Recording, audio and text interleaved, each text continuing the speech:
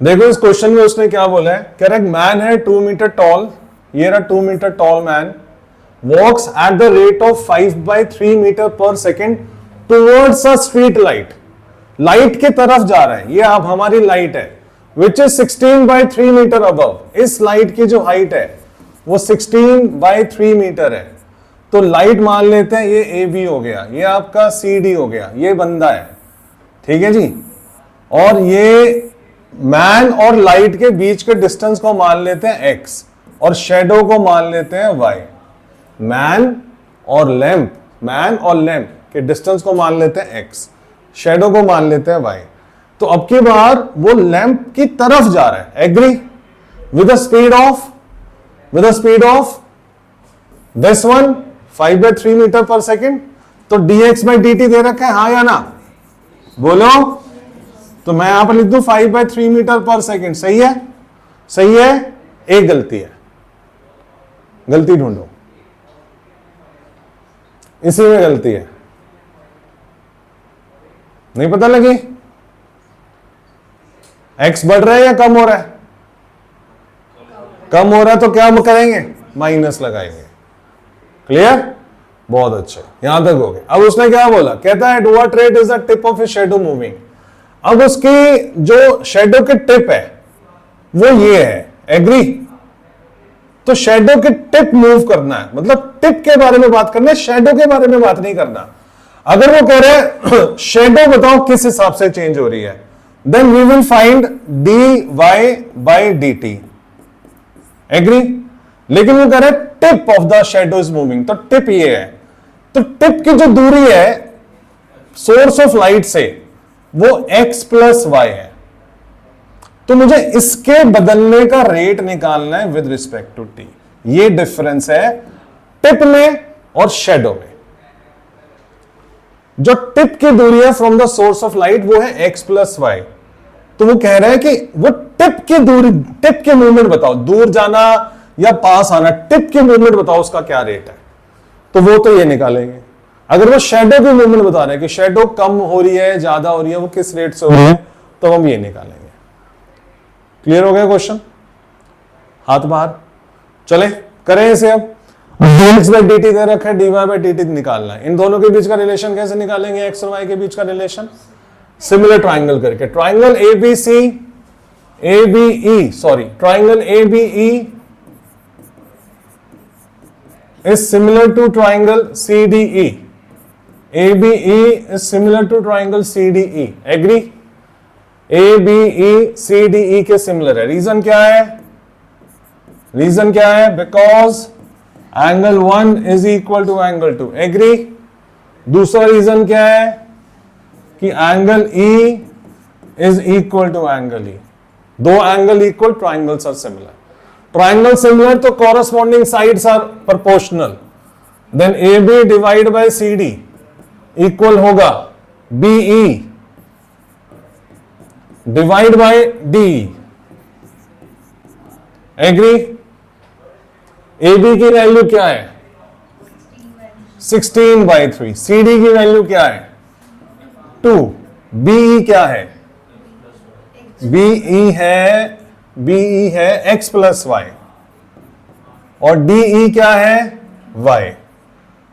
Cross multiply कर लो, 16/3y is equal to 2 को दूसरी तरफ लेके जाओ 2x + 2y, y को यहां ले आओ, सबको 3 से मल्टीप्लाई कर दो, 16y 6x 6y, y को इस तरफ ले आओ, 16 में से 6 को माइनस करो, यह आ गया 10y is equal to 6x। Cutting कर लो 5 और 3, तो 5y is equal to 3x आ गया। एग्री। डेरिवेटिव कर दो इसका, तो डिफरेंशिएट किया 5 dy/dt 3 dx/dt, ये डेरिवेटिव हो गया। क्या दे रखा है, dx/dt दे रखा है, वैल्यू डालो इसमें, तो वैल्यू डालो, dx/dt की वैल्यू डालो 5 dy/dt as it is 3 as it is, dx/dt की वैल्यू डालो -5/3, दैट्स इट। 3 से 3 गया, 5 से 5 गया, तो dy/dt की जो वैल्यू आ रही है वो आ रही है -1। क्या स्पीड है, मीटर, 1 मीटर पर सेकेंड। तो अब आपने लिखना है कि जो शेडो है वो डिक्रीज हो रही है एट दिस रेट, राइट। चलो ये निकल गया। अब ये वाला काम शुरू करते हैं। मुझे ये चाहिए, तो x प्लस वाई मुझे इसका निकालना है। तो x प्लस वाई को निकालने के लिए x प्लस वाई को क्या कर लेते हैं, हाँ तो मल्टीप्लाई कर दो ना उसे, तो फिर dx by dt हो जाएगा। चलो सही है। तो मतलब हमें निकालना है dx by dt plus dy by dt, ये निकालना है, सही बोला।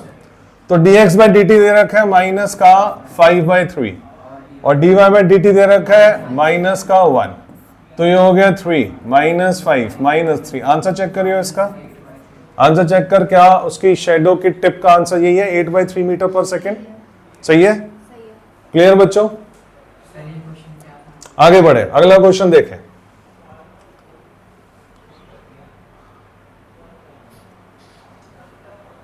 देखो अब यहां पर क्या लिखा हुआ है, सामने ध्यान दो। कहता हूं volume of A cube is increasing at constant rate. एक क्यूब की वॉल्यूम बढ़ रही है यूनिफॉर्मली, कांस्टेंट रेट पे बढ़ रही है। तो dv अपॉन dt किसके इक्वल हो गया, k के। कांस्टेंट रेट का मतलब है कि वॉल्यूम के बढ़ने का रेट जो है यूनिफॉर्म है, तो जो रेट है वो मुझे नहीं पता, मैंने उसको मान लिया k के हिसाब से बढ़ रही है। अब सेंटीमीटर मीटर कुछ नहीं लिखा, तो k क्यूबिक यूनिट पर सेकंड के हिसाब से बढ़ रही है। ना सेकंड लिखा ना टाइम लिखा, कुछ नहीं लिखा कि टाइम कितना है, सेकंड है या मिनट है, सेंटीमीटर है या मीटर है। तो सब कुछ भूल के सिर्फ हमने ये लिखना है कि एक क्यूब के वॉल्यूम के बढ़ने का रेट कांस्टेंट है, दैट इज इक्वल टू के। ठीक है। अब वो कहते हैं prove that increase in its surface area, तो उसके सरफेस एरिया का बढ़ने का रेट निकालना है, उसके सरफेस एरिया के बढ़ने का रेट निकालना है। और कह रहे प्रूव करो कि वो वेरीज का मतलब बदल रहा है inversely as the length of the side. Inversely as the length of the side का मतलब है कि अपने साइड का इनवर्स प्रोपोर्शन के साथ वो बदल रहा है। अब प्रूव करने वाली बात छोड़ो और ds बाई dt आपने मुझे निकाल के देना है। ठीक है। क्या दे रखा है, क्यूब दे रखा है, एग्री हाँ या ना। तो सरफेस एरिया का मतलब होता है टोटल सरफेस एरिया, जब तक कर्व सरफेस एरिया मेंशन ना किया जाए, total surface area. Total surface area of cube हो गया 6l²। डेरिवेटिव करो इसका, this is ds by dt, derivative होगा with respect to time 12l और साथ में लगेगा dl बाई dt। अब dl बाई dt क्या है, वो कहां से निकलेगा, वो निकलेगा यहां से। वॉल्यूम का फॉर्मूला होता है l3, हाँ या ना। इसका डेरिवेटिव करो with respect to time, differentiate with respect to time. तो v का डेरिवेटिव हुआ dv अपॉन dt और ये होगा 3l² dl by dt। Agree. dv by dt किसके इक्वल है, यहां पे रख लो k, 3l² को नीचे ले आओ और यहां पर आ गया dl बाई dt। ये वाली वैल्यू इस जगह पुट कर दो, तो ds by dt as it is 12l as it is, और dl बाई dt की जगह लिखना है k बाई 3l²। एक l से एक l गया, 3 से 4 गया, तो ds बाई dt का जो बदलने का रेट आ रहा है वो 4k अपॉन l आ रहा है। इसको बोलते हैं inverse proportion to its side. अगर मैं बोलता हूं कि surface area is increasing proportionally to its side, तो हम बोलेंगे ds by dt surface area is increasing proportionally to its side, तो हम लिखेंगे KL। ये इसका मतलब है प्रोपोर्शनली चेंज होना, कि अगर सरफेस एरिया बढ़ रहा है ना, सरफेस एरिया का जो बढ़ने का रेट है उसी के साइड का प्रोपोर्शनल है। जब दो चीजें प्रोपोर्शनल होती है ना, तो प्रोपोर्शनल होते हैं तो उसके बीच में कुछ कॉमन आता है। जैसे ए और बी अगर प्रोपोर्शनल है तो ए और बी में बस कुछ कांस्टेंट का ही फर्क होगा, बाकी सब कुछ सेम होगा, उसको बोलते हैं प्रोपोर्शनल। ठीक है, तो इसको बोलते हैं प्रोपोर्शनल कि सरफेस एरिया के बढ़ने का जो रेट है वो प्रोपोर्शनल है टू इट्स साइड। क्लियर? अगर मैं बोलूं कि सरफेस एरिया के बढ़ने का जो रेट है वो प्रोपोर्शनल है अपनी साइड के इनवर्स के, तो उसको ऐसा लिखा जाता है कि जो सरफेस एरिया बढ़ रहा है अपनी साइड का इनवर्स के प्रोपोर्शनल बढ़ रहा है, तो ऐसे लिखा जाता है। क्लियर? हाँ या ना? ये साइड का प्रोपोर्शनल हो गया, ये साइड के इनवर्स का प्रोपोर्शनल हो गया। ठीक है, तो अब उसने क्या बोला था कि अगर कोई क्यूब की वॉल्यूम इंक्रीज हो रही है एट ए कांस्टेंट रेट, तो आपने ये प्रूव करना है कि उसका सरफेस एरिया चेंज होगा inverse as the length of the side. तो inverse as the length of the side ये होना चाहिए। वही आया कि नहीं आया? कांस्टेंट कुछ भी हो सकता है। क्लियर? आगे बढ़े।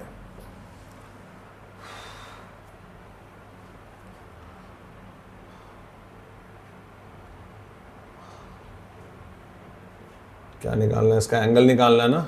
एंगल वाला क्वेश्चन है। हाँ, ये सेम सेम सेम, बढ़िया बढ़िया बढ़िया, यही वाला क्वेश्चन है। देखो कौन सा क्वेश्चन है ये? वो कन्नू वाला, जिसमें लैडर लगी हुई है 5 metre long, 5 metre long ladder है, standing on a horizontal floor, lean against a vertical wall. ये हो गई आपकी वर्टिकल वॉल, ये हो गया हॉरिजॉन्टल प्लेन, एक लैडर लगी हुई है यहां पर। ठीक है बच्चों, if the top of the ladder slides downwards at the rate of 10 centimetre पर सेकेंड, मैंने इसको माना y और इसको माना x। क्या लिखा है ये वही लाइन में? If top of ladder slides downward, तो क्या हो रहा है? ये a नीचे की तरफ आ रहा है, तो किसके बदलने का रेट है? y के बदलने का रेट है। तो dy/dt दे रखा है, क्या रेट दे रखा है? 10 सेंटीमीटर पर सेकेंड। क्लियर है बच्चों? पक्का? माइनस आएगा, माइनस आएगा। माइनस क्यों आएगा? क्योंकि वैल्यू कम हो रही है। The rate at which the angle between the floor and the ladder is decreasing. पिछले क्वेश्चन में उसने पूछा था कि बताओ x के बदलने का रेट क्या है, या x का रेट दिया हुआ था, y का रेट पूछा था। अब क्या है, यहां पर एक एंगल भी है, यस और नो? जब ये सीढ़ी नीचे की तरफ आएगी और foot of the ladder wall से दूर जाएगा, तो क्या ये एंगल छोटा होता जाएगा? तो उस एंगल के बदलने का रेट पूछा गया इन दिस क्वेश्चन। तो क्या पूछा गया आपको? D theta by D T पूछा गया। एक बार क्वेश्चन दोबारा से पढ़ लेते हैं। 5 मीटर लंबी सीढ़ी है, standing on A horizontal floor, lean against a vertical wall, if the top of the ladder slides downwards at the rate of 10 centimetre पर second, then rate at which the angle between the floor and the ladder is decreasing when lower end of the ladder is 2 meter away from the wall। यानी कि ये आपको निकालना है जब x की value 2 होगी। क्लियर है? तो रेट ऑफ चेंज का टॉपिक ही सिर्फ 3 बातों पे डिपेंड करता है कि किसके बदलने का रेट दिया है, किसके बदलने का रेट फाइंड आउट करना है, और उनके बीच का रिलेशन। अब इसके बीच का रिलेशन कैसे निकाला जाए, y और थीटा के बीच का रिलेशन कैसे निकाला जाए? अब आप अपनी आंखें बंद कर लो, ट्रिग्नोमेट्री यूज होगी। तो इनके बीच का रिलेशन कैसे निकाला जाए? Using trigonometric ratios. हाँ या ना? तो जिसमें मैं थीटा के सामने वाली साइड परपेंडिकुलर और 90 डिग्री के सामने वाली साइड हाइपोटेन्यूज लूंगा, जिसे हम बोलेंगे sine theta. P upon H sine theta के बराबर होता है। P की वैल्यू y, h की वैल्यू 5, साइन थीटा ही रहेगा। तो y आ गया, y is equal to 5 sine theta आ गया। अब आपने इसका डिफरेंशिएट करना है with respect to time. y का डेरिवेटिव होगा तो क्या होगा? dy/dt होगा। एग्री? 5 एज इट इज होगा। साइन थीटा का डेरिवेटिव होगा तो क्या होगा? कॉस थीटा होगा। और थीटा का डेरिवेटिव करेंगे तो साथ में D theta by D T आएगा। यहां तक ओके करो तो मैं आगे बढ़ता हूं। एवरीबॉडी, तुम चारों? क्योंकि theta is also a variable, और जब किसी वेरिएबल का डेरिवेटिव किया जाता है with respect to another variable, तो ऐसे लिखा जाता है। जब थीटा का डेरिवेटिव होगा विद रिस्पेक्ट टू टी, तो लिखा जाएगा D theta by D T. हाँ जी, तब थीटा कांस्टेंट होगा। पिछले चैप्टर में तो ऐसा कोई क्वेश्चन आया ही नहीं। कौन सा चैप्टर पिछला? साइन थीटा का वो करा। तो अब dy बाई dt की वैल्यू हमें दे रखी है which is equal to -10। Yes और नो? यस और नो? यस -10 अपॉन में आ गया 5 और साथ में आ गया cos थीटा और ये आ गया d थीटा बाई dt। अब cos थीटा की वैल्यू कैसे निकाली जाए? उसने हमें क्या बोला है? आपने d थीटा dt कब निकालना है? जब x की वैल्यू 2 होगी। यस और नो? x की वैल्यू 2 होगी और उस वक्त AC 5 है, यानी कि x का मतलब हो गया बेस। बेस आपका 2 है, हाइपोटेन्यूज आपका 5 है, तो उस वक्त P क्या होगा? Pythagoras theorem. P upon H। तो पाइथागोरस थ्योरम से h square is equal to P square plus B square के कंसेप्ट से 25 is equal to P square plus में 4 और p की वैल्यू आएगी √21। एग्री? p की वैल्यू है √21। cos थीटा क्या होता है? B upon H। cos theta की वैल्यू होती है b अपॉन h। तो cos थीटा की वैल्यू b क्या है? 2। अरे इसकी नीड ही नहीं थी यार, है ना? इसकी नीड ही नहीं थी, इसकी नीड ही नहीं थी। तो cos थीटा की वैल्यू है b अपॉन h। b आपका है दिस वन x दे रखा है 2, h दे रखा है लेडर, वो तो बदलता नहीं है, तो cos थीटा आ गया 2/5। तो -10/5 multiply 2/5 is equal to d theta by dt। 5 से 5 कटा, इससे ये कटा, तो -5 d थीटा बाई dt। साथ में लगाना है रेडियन पर सेकेंड। -5 माइनस को हटा देना और फिर आंसर में लिखोगे कि angle is decreasing eight the rate of 5 radian पर सेकेंड। क्लियर? है ना? बहुत बढ़िया। रेडियन होता है एंगल को नापने की एक अदर यूनिट होती है, ठीक है? जैसे थीटा होता है, डिग्री होती है डिग्री, तो डिग्री और radian are units to measure angles. तो जब उसको मैथमेटिकली डील किया जाता है ना, तो थीटा जो होता है वो डिग्री में नहीं लिखा जाता, वो रेडियन में लिखा जाता है। तो इसमें हमने सेंटीमीटर को मीटर में चेंज नहीं करना। अच्छा, नहीं किया क्या मैंने? हाँ करना था, कर लेना अब इसे अपने हिसाब से। आंसर में कोई फर्क नहीं पड़ता। अगर हम नहीं भी करेंगे ना तो आंसर ठीक आता है, और कोई टीचर इसको इग्नोर भी कर देते हैं। ठीक है? ठीक है, जैसे पिछले वाले क्वेश्चन में हुआ था सेम। खत्म कहां अभी? सर आपने असाइनमेंट से भी क्वेश्चन दिए हैं। सामने ध्यान दो, यहां पे लिखा है उस थीटा की वैल्यू निकालो जो बढ़ रहा है, थीटा बढ़ रहा है, D theta by D T बढ़ रहा है twice as fast as it sine. उसका साइन, उसी थीटा के साइन के बढ़ने का जो रेट है उसका ट्वाइस रेट है थीटा का बढ़ना। ठीक है? Find an angle theta which increases, theta is increasing यानी कि D theta by D T as fast as it sine, उसका ट्वाइस, उसी थीटा का साइन यानी कि साइन थीटा। तो थीटा के बढ़ने का रेट और साइन थीटा के बढ़ने का रेट, थीटा के बढ़ने का रेट साइन थीटा के बढ़ने का रेट का ट्वाइस है, ये दे रखा है। हो गया? करें शुरू। अब आपने क्या करना है, तो कर दो भाई। D theta by D T as it is है, टू एज इट इज है। इसका क्या मतलब हुआ?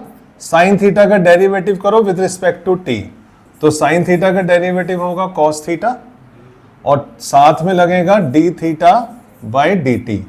ये कैंसिल हो गया। 1/2 is equal to cos theta आ गया। कॉस थीटा की वैल्यू हाफ कब आती है? जब थीटा होता है 60 डिग्री। आंसर हो गया। पूछना है कुछ? बहुत बढ़िया। अगला क्वेश्चन देखें। ये वाला क्वेश्चन भी आपके लिए नहीं है बच्चों, बस लास्ट क्वेश्चन है। दो बंदे हैं A and B, start with velocities v at the same time from the junction of two roads inclined at an angle of 60 degree. दो रोड है जो 60 डिग्री के एंगल पर मिलती है। जंक्शन क्या होता है? रेलवे जंक्शन सुना है कभी? जहां पे ट्रेन्स मिलती हैं।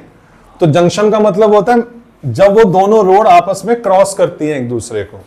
तो ए भी यहां पर खड़ा है, बी भी यहां पर खड़ा है, हाँ या ना? ए भी यहीं खड़ा है, बी भी यहीं खड़ा है। ए निकला इस रोड पर, बी निकला इस रोड पर, यहां पर ए निकला, यहां पर बी निकला, दोनों की सेम स्पीड है। Start with velocity v। तो सी से वो निकले तो इसके बदलने का रेट क्या हुआ? v हुआ। क्या बोला तुमने? dv बाई dt नहीं, v is already rate. v क्या होता है? यहां पे लिखा है वेलोसिटी। वेलोसिटी का क्या मतलब होता है? साइंस वाला बच्चा बताए। ds बाई dt है ना?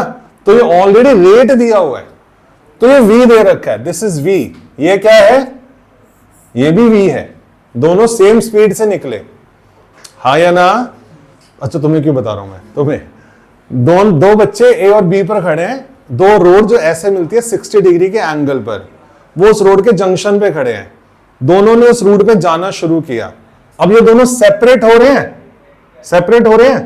पहले ए यहां पर होगा, फिर बी यहां पर होगा, इनके बीच की दूरी ये है। एग्री? हाँ बोलो।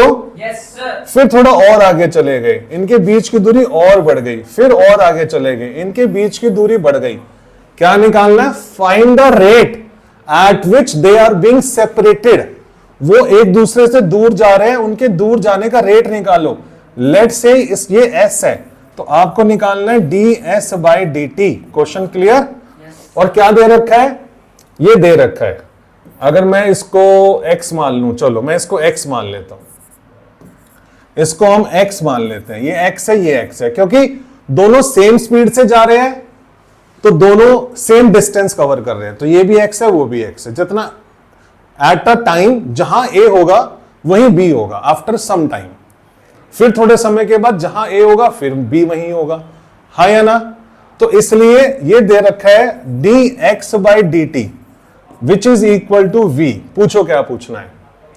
a और b c पर खड़े थे, दोनों ने चलना शुरू किया with the speed of v। तो यानी कि x बढ़ रहा है, x के बढ़ने का रेट है v। एग्री?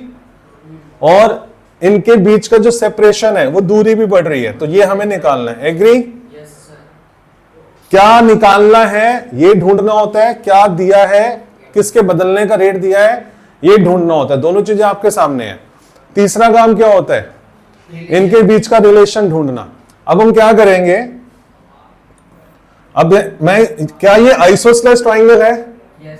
तो आइसोस्लेस ट्राइंगल में जब मैंने इसको परपेंडिकुलर डाला तो जो भी इसकी बीच की दूरी होगी उसको हम s बाई 2 कहेंगे। यस और नो? Yes sir. है ना? ये हो गया s बाई 2, ये हो गया आपका x। ये वाला एंगल था इनके बीच का 60 डिग्री का, तो ये एंगल कितना हो गया? 30 डिग्री हो गया, because it is an isosceles triangle. अब आपने s बाई 2 और x के बीच में रिलेशन लेना है।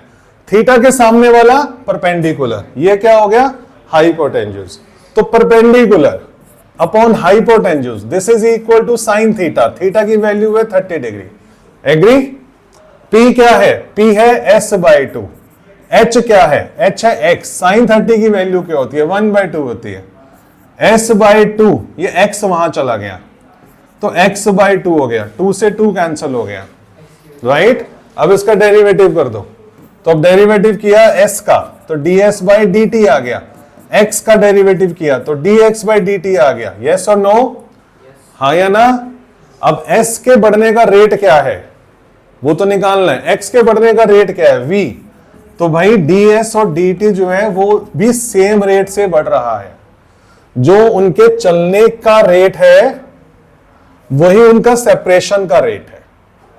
तो आंसर है v। क्लियर? पक्का? बढ़िया। ये तो थे कुछ एडवांस क्वेश्चंस। अब थोड़े से सिंपल से क्वेश्चन। अच्छा एक क्वेश्चन और मेरे को दिख गया। देखो अब यहां पे क्या लिखा हुआ है? सर्कल का एरिया इंक्रीज हो रहा है एट यूनिफॉर्म रेट। तो क्या लिखोगे आप? dA by dt is equal to K लिख लें। सर्कल का एरिया बढ़ रहा है यूनिफॉर्म रेट मतलब कांस्टेंट रेट, जिसको मैंने के मान लिया। Prove that perimeter varies inversely as the radius. तो पेरीमीटर के बदलने का जो रेट आना चाहिए वो क्या होना चाहिए, इनवर्सली एज द रेडियस। तो डिवाइड बाय आर, के बाय आर आना चाहिए, ये आपको प्रूव करना है। Question clear? अभी किया सेम क्वेश्चन हमने ऐसा, अगर एरिया के बढ़ने का रेट के है तो पेरीमीटर के बढ़ने का रेट उसका रेडियस का इनवर्स होगा, ये प्रूव करना है। चलें आगे। एरिया का फॉर्मूला, एरिया का फॉर्मूला पाई आर स्क्वायर। 4 क्यों लिख रहा था मैं? एरिया का formula pi R square. Derivative किया, डिफरेंशिएट किया विद रिस्पेक्ट टू टाइम, तो D A by D T is equal to 2 pi R D R by D T. D A by D T दे रखा है के, 2 पाई आर आ गया नीचे, यहां पे आ गया D R by D T, छोड़ दो इसे। अब आपने पेरीमीटर, पेरीमीटर का मतलब सरकमफ्रेंस, हाँ या ना, हाँ या ना, एक सर्कल की बात कर रहा है पेरीमीटर, तो सरकमफ्रेंस का मतलब हुआ 2 pi R. Differentiate with respect to time, तो ये हो गया डीपी बाय dt, यहां पर आ गया 2 पाई, साथ में जाएगा D R by D T, क्योंकि आर का डेरिवेटिव हो रहा है विद रिस्पेक्ट टू टाइम। तो dp by D T as it is हो गया, 2 पाई एज इट इज हो गया, D R by D T की ये वाली वैल्यू डालो, k अपॉन 2 पाई आर, ये कैंसल हो गया, आ गया k बाई आर। यही तो प्रूव करना था, आसान है ना, करो तो बड़ा मुश्किल है। ये क्वेश्चन किए बिना पेपर में चले जाओ, तुम लोग बोलोगे बड़ा मुश्किल पेपर आया था भाई, बोर्ड का बड़ा मुश्किल पेपर आया था, बाहर से क्वेश्चन आए थे, हमें नहीं आता था, एनसीईआरटी में से नहीं आता, कर लिया तो आसान पेपर है ना। बस जब तक क्वेश्चन नहीं आता तब तक ही मुश्किल होता है, देखने से समझ नहीं आ रहा होता। आगे बढ़े, ये वाला क्वेश्चन भी बड़ा सही है। एक स्फेरिकल बॉल ऑफ सॉल्ट, नमक की बॉल बनाई, उसको पानी में डाल दिया, dissolving in water, dissolving in water, तो डिसॉल्व हो रही है तो क्या खत्म हो रहा है, उसकी वॉल्यूम खत्म हो रही है, dv by D T with the rate in such a manner that rate of decrease of the volume, उसके वॉल्यूम के घटने का जो रेट है at any instant is proportional to the surface. Proportional का मतलब क्या होता है, ये होता है। अगर वो बोलता inverse proportional to the surface तो मैं सरफेस को नीचे कर देता, हाँ या ना, ये गिवन हो गई बात। फिर से, spherical ball of salt is dissolving in water in such a manner that rate of decrease of the volume at any instant is proportional to the surface. Clear है?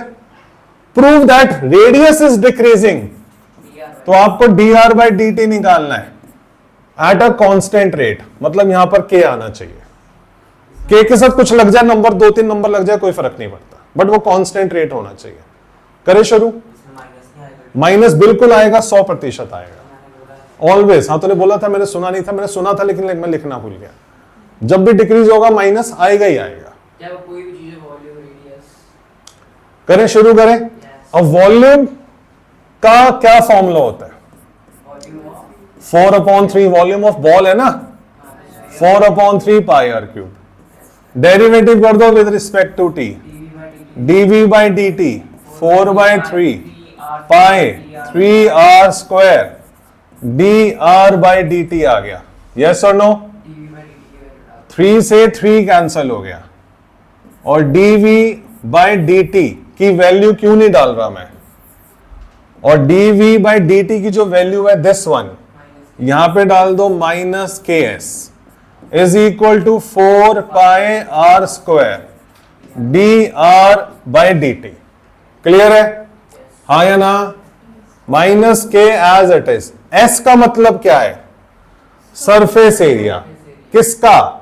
बॉल का। बॉल का surface area क्या होता है, 4 pi R square. यहां भी लिखा हुआ है 4 पाई आर स्क्वायर, ये है D R by D T. ये पूरा का पूरा कैंसल हो गया, minus K is equal to D R upon D T. हो गया प्रूफ?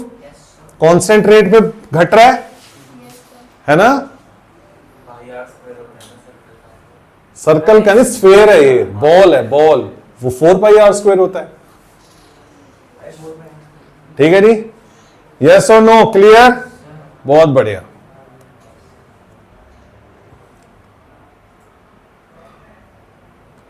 ये वाला क्वेश्चन भी देखेंगे।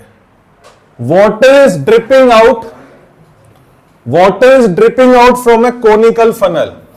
ये हमारी कोनिकल फनल है, इन्वर्टेड कोन, यहां से पानी निकल रहा है। Water is dripping out from a conical funnel of a semi vertical angle of π/4।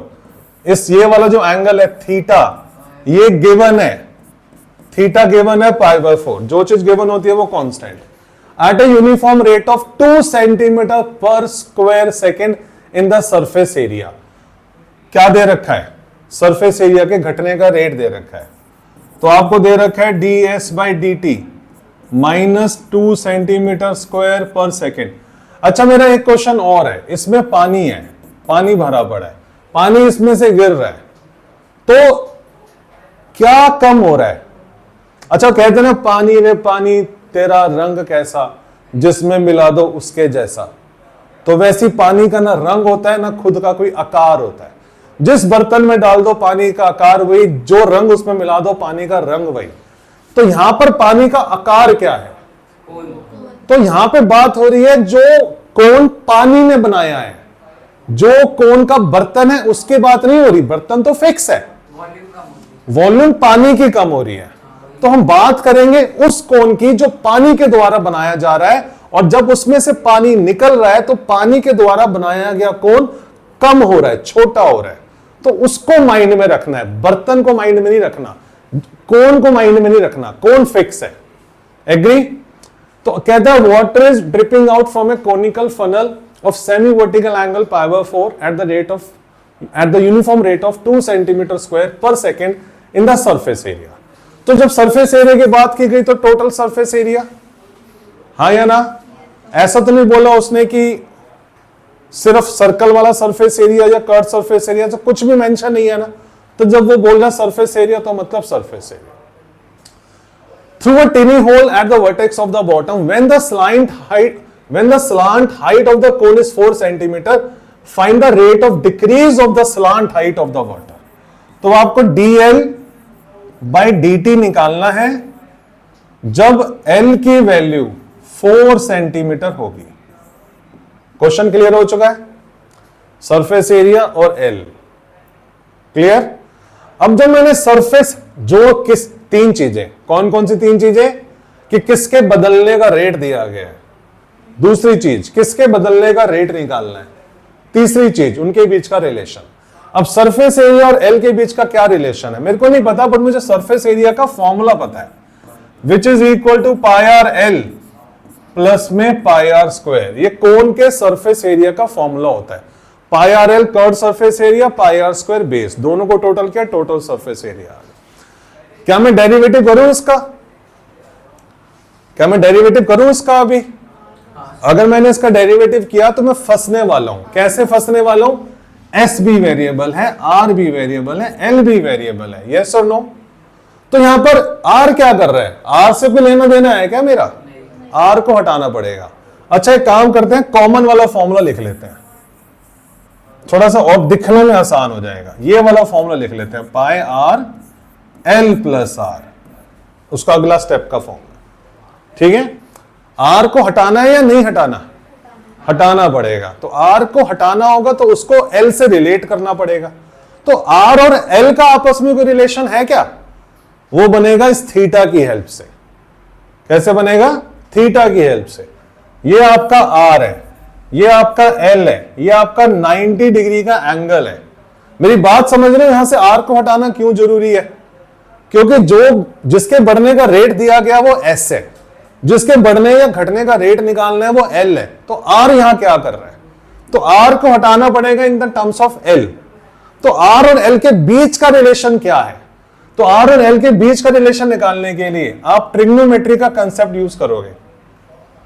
आपका क्वेश्चन आएगा नहीं फिर।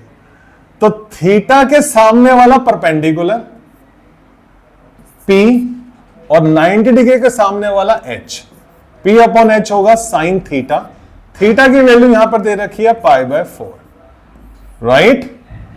थीटा के सामने वाला परपेंडिकुलर यानी कि R है, तो बिना ट्रिग्नोमेट्री के कैसे कर दिया मैं देखूंगा अभी फिर। R/L और साइन π/4 की वैल्यू होती है 1/√2, तो R की वैल्यू आ गई L/√2। क्लियर क्लियर, ये R की वैल्यू अब यहां पे डाल दो, S is equal to pi, R की जगह डाल दो L/√2, L as it is, R की जगह डाल दो L/√2। क्लियर, हाँ या ना, बोलो भाइयों। अब मर्ज कर दो इसे, पाई L/√2, एलसीएम लिया √2, √2L प्लस में √2L प्लस में L, S is equal to pi, और ये वाला L भी बाहर निकाल लो, ये वाला L कॉमन लेके बाहर निकाल लो, L² आ गया, अंदर बच गया √2 प्लस 1, √2 को √2 से किया 2 आ गया।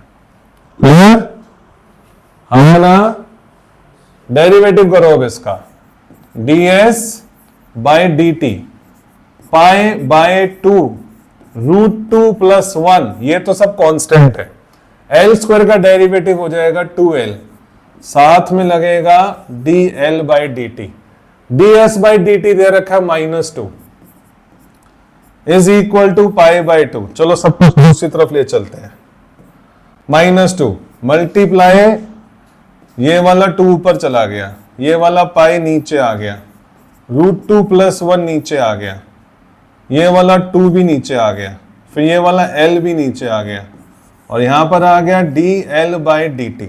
अब उसने दे रखा है L की वैल्यू 4, L की वैल्यू 4 दे रखी है, ये कैंसिल हो गया, माइनस में L की जगह 4 डाल देते हैं, थोड़ा स्टेप बचेगा, L की जगह 4 डाल देते हैं, तो ये कटिंग हो गई, यहां पर भी 2 आ गया। अब बचा मेरे पास माइनस में 1/2 pi √2 plus 1 is equal to dl/dt।